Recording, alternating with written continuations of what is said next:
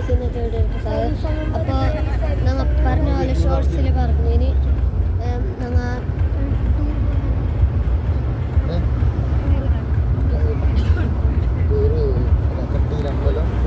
കെട്ടിലമ്പലം പിന്നെ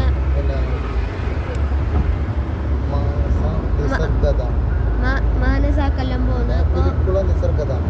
തിരുപ്പുറം നിസർഗത അവിടെല്ലാം പോകുന്നുണ്ട്. അപ്പോൾ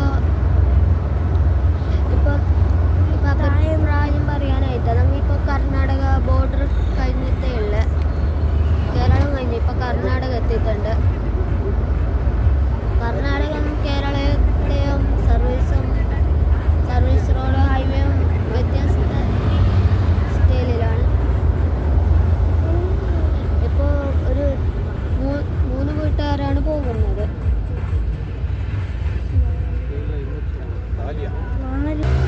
ആദ്യം പോകുന്നത്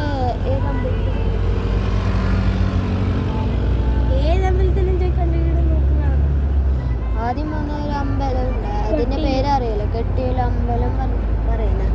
പക്ഷെ ഫ്രണ്ട്സ് എല്ലാം ഉണ്ട്. എന്നിട്ട് മാനസാക്ക് പോവും. എന്നിട്ട് അതെല്ലാം ഞാൻ ഈ വീഡിയോയിൽ കാട്ടിക്കും.